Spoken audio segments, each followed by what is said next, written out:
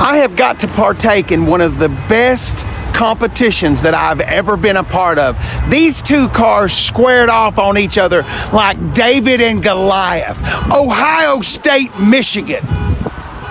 Ford and Chevy. A couple of twin turbo V6s, both hailing from way on the other side of the world. The Kia Stinger and the Infiniti Q50 Red Sport. That Infiniti had 400 horsepower. Do y'all know that? It breaks loose when you punch it. It's awesome. Interiors are very similar. Infiniti, as we know, is Nissan's luxury car, so this is going to be a step up. Although Kia tried with that, they did a pretty good job. That is an aftermarket steering wheel that somebody had, and that steering wheel is amazing. We'll get there. All right, just jump in the back seat of this Infiniti Q50.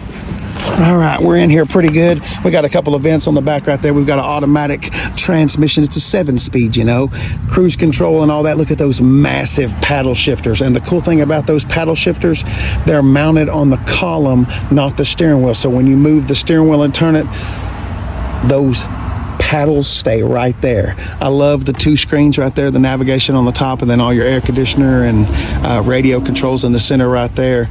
Plenty of room back here. Well, let's say we got plenty of shoulder room and we got good amounts of knee room. As far as headroom, if you're much taller than about 6'1", 6'2", you may have some troubles back here, but we do have good shoulder room. We've also got a little bit of a center console right there. We can flip that back up right there. A couple of nice cans of Coca-Cola or Dr. Pepper.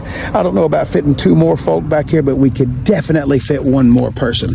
Sunroof equipped with this one. Let's go ahead and move right here. Let's go straight across the hall right here to the Kia Stinger. Now the Kia, it goes through a little bit different process than the Infiniti. The Infiniti's got the old traditional trunk style right there. We've seen trunks.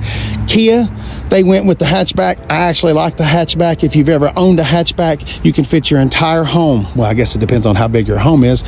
In the hatchback of anything. I used to own a bunch of Saabs. That's where my hatchbacks came from. All right, let's go ahead and climb in the back right here.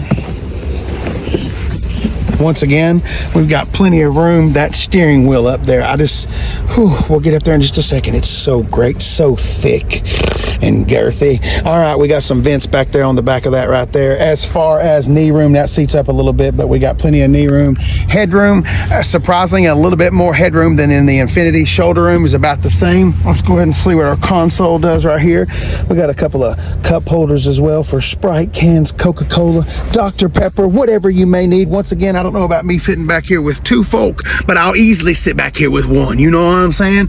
All right, one more thing since we are talking about hatchbacks. If we come right over here and we grab this button right here, you can lay that down. Obviously, it's split folding, and you get more room with the hatchback. Those seats over there on the Infiniti, those are folding as well. You just won't get quite as much cargo space because it is not a hatchback. There are your gauge cluster. The screen is the problem here. Looks like they just went to the Apple store, bought a couple of tablets, stopped by Lowe's, picked up a little bit of Gorilla Glue. I need the strongest glue you've got. Maybe some JB Weld for plastic. But anyway, they took that Apple tablet, put some glue on the bottom of it, and just stuck it right down on the dash. Kia, we probably could have done better than that. I do like the little shifter, the little barrel. Makes me think like we're slinging Donkey Kong barrels. All right, let's go ahead and move up to the front now. I will say that the Infiniti is faster. I'm gonna put some clips in there. A couple of performance sedans. No, they're not German. They're not Mercedes. They're not BMW or Audi. But let's take a second here. I just want y'all to go through here just real quick.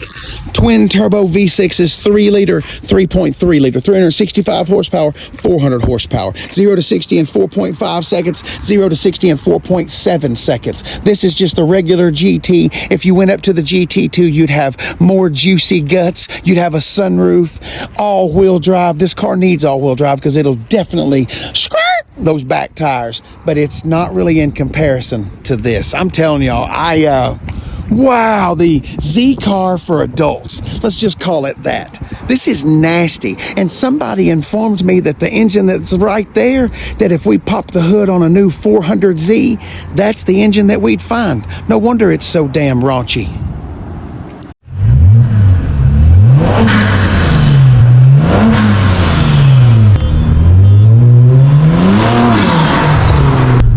past the steering wheel. Why wait?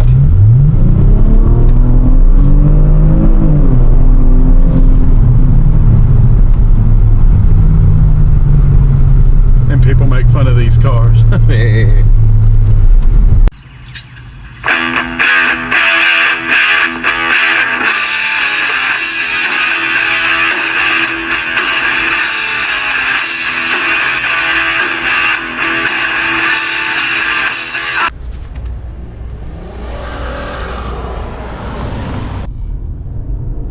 Q50. Oh, did you see it step out? That was already 60. This car is raunchy.